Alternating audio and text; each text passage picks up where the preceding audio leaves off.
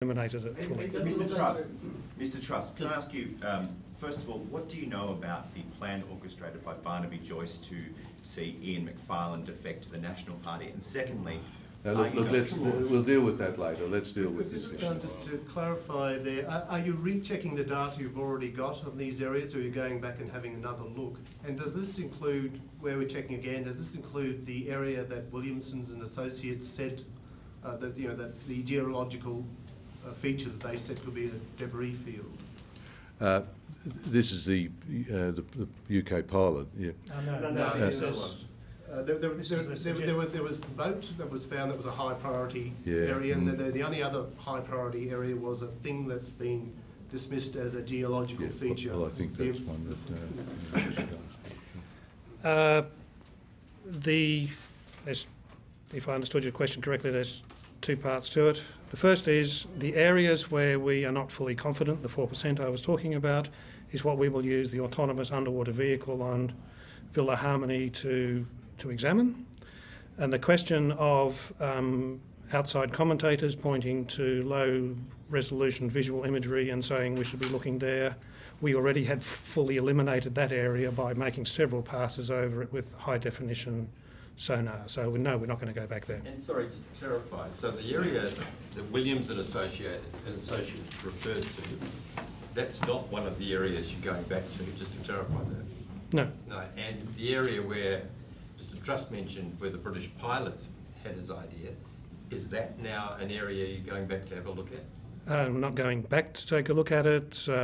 Captain Hardy's suggestion as to the location of the aircraft actually sits in the area that we are currently searching, and so it's part of our planned search anyway. Does that give you confidence that two independent, or apparently independently, have come up with the same area?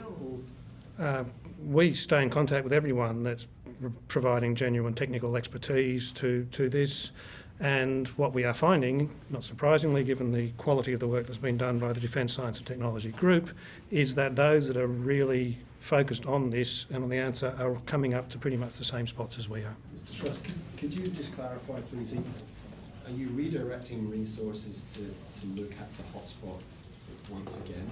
And how big is that hotspot? How much have you known?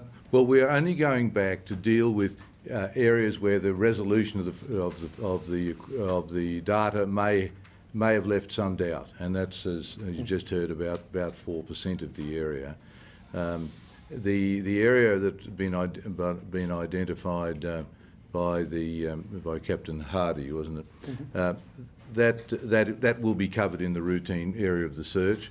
We think his scenario is quite unlikely, but nonetheless we don't rule out all options. It seems fairly unlikely that the aircraft came into the sea in a controlled glide, but nonetheless we don't rule out any of the options, and all of those sort of things are being examined. And the gliding and the option of the aircraft gliding in is covered within the priority search area. What exactly is the... What's the time frame for searching the 4%?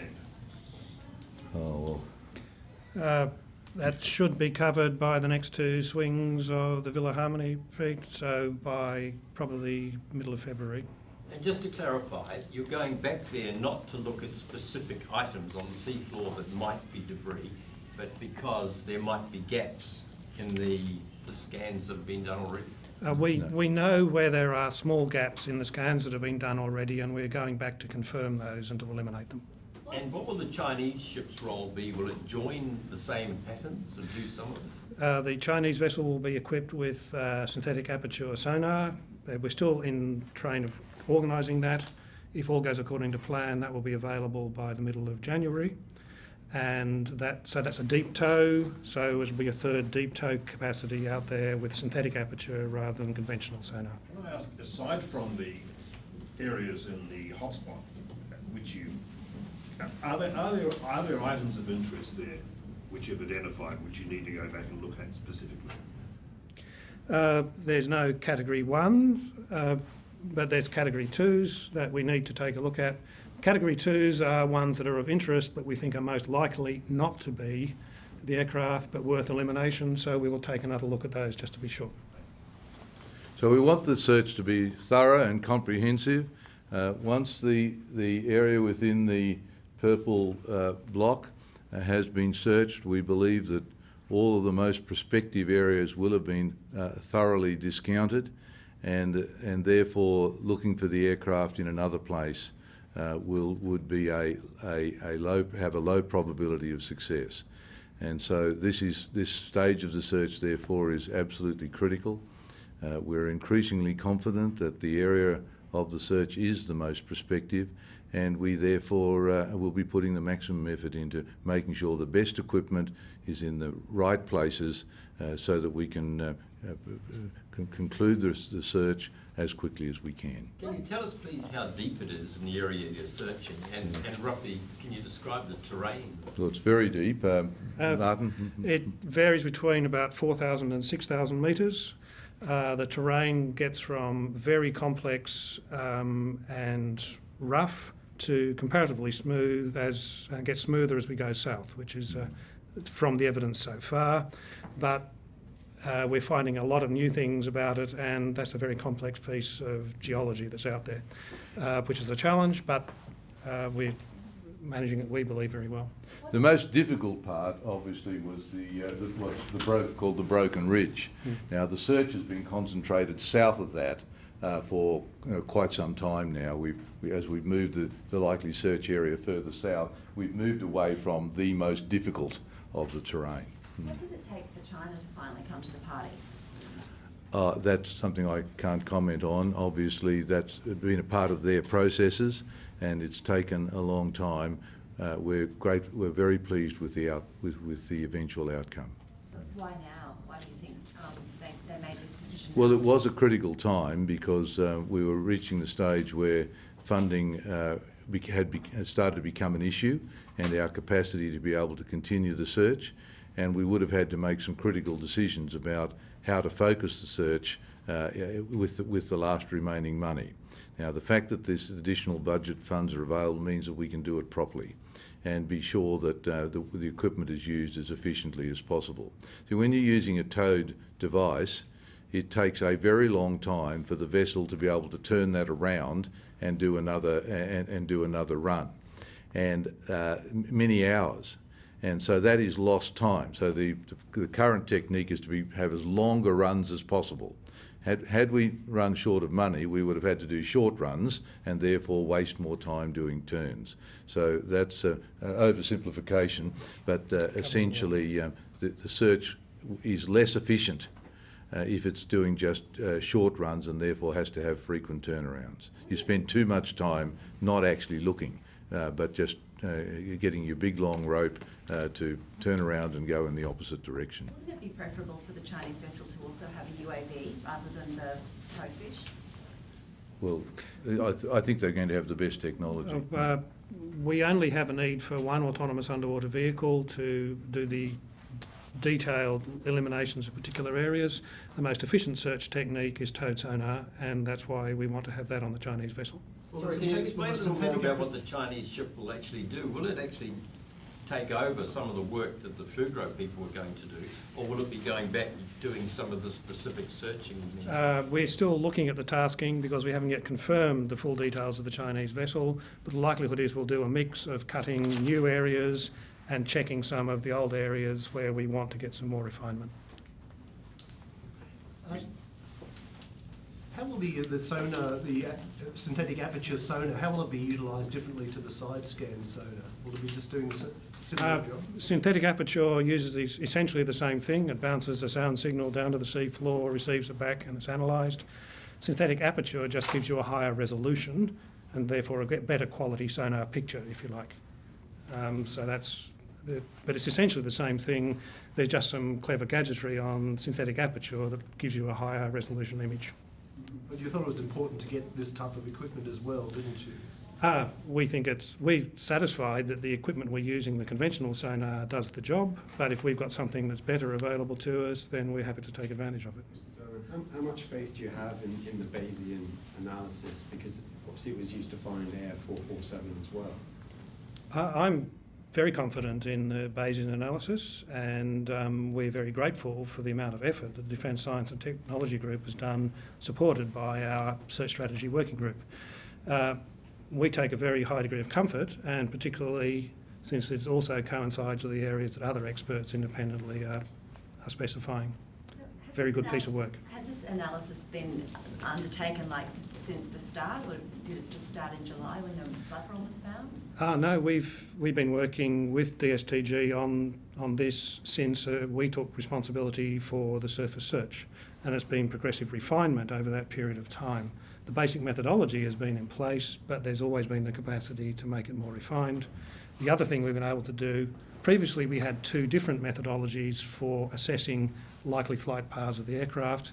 Based on the Bayesian analysis, we can now say that the more northerly of those can be eliminated. The focus has clearly shifted here.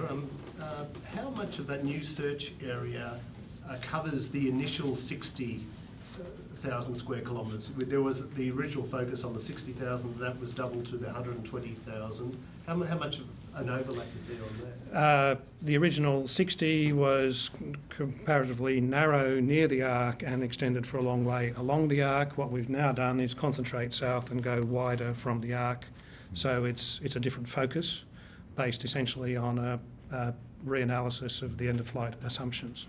I guess the focus has moved south as all of the research that was being done, the various analyses all came to the same conclusion that the southern end was the most prospective. That's been firmed up even further, and therefore we're able to go wider because of the prospect that the area, once you sort of establish more closely what the maximum distance that the aircraft could have travelled following the last beep, you're then able to move a little wider and make sure that all the options of how it could have sprayed are covered. Sorry, I'm just a little confused there. Are you moving the search south now, or are you moving the search wider now? Just wider now. This was the southern boundary and still is. Okay. And if nothing has turned up by the time that search area has been searched, is that the end of the search? Well, as I said in an answer to a question earlier, when the ministers met in, I think it was April this year, a decision was made that we would commit to this search area, and that following the thorough completion of that search, that eliminated, we felt 98% or 99% of the likelihood of the aircraft being located, and therefore a search wider and further would be less likely to be cost justified. So that's a yes, that would be the end of the search, you think? The position was taken was that that would be the target search area, and in the absence of further any new information, that would complete the search. Has the analysis thrown any further light on, well, you're assuming that the aircraft continued on autopilot till the fuel ran out, right? Flying at 35,000 feet? Well, we don't just have to assume that. We guess we know it because of the... Yeah. But has the fresh analysis thrown up any new theories on what caused this aircraft? Well, no, the analysis wasn't working in that area. It was just trying to pinpoint the location of the aircraft, so it didn't attempt to deal with what might have been happening on board at the time. Can we ask the ATSB if there are any further theories that you're aware of about why the aircraft wound up there in the first place? We are leaving that to the Malaysian investigation. The Malaysians are responsible for the investigation under international law. We're cooperating with that investigation both to support their analysis, but more particularly to find the missing aircraft. And it's not a matter that we've got any additional information on. One other question. What condition are the black bosses likely to be in, given this time and the amount of time they've had under this depth of water? The experience with Air France 447, where the flight data recorders were recovered after 2 years, showed that they were in good shape and they were downloaded in a very quick period of time. We've got the same capability available to us as the French had. And the history is that even in deep water, modern recorders hold their information well and can be downloaded quite effectively. Did you actually learn anything in particular from the flaperon, the sort of shellfish that were on it? Did that give any indication where it might have been lying or whether it was floating around? The The flaperon is still being analysed by the French judicial authorities, and we are being kept informed of developments there. What the flaperon tells us essentially is based on our assumptions about the barnacles and drift modelling and so on, that it most likely came from the area we're searching.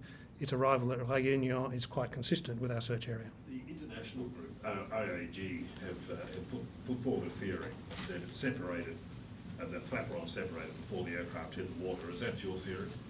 The analysis of the failure mode of the flaperon has not been completed, so I don't think anyone's in a position to make those sorts of statements yet. Mr. Truss, if I may.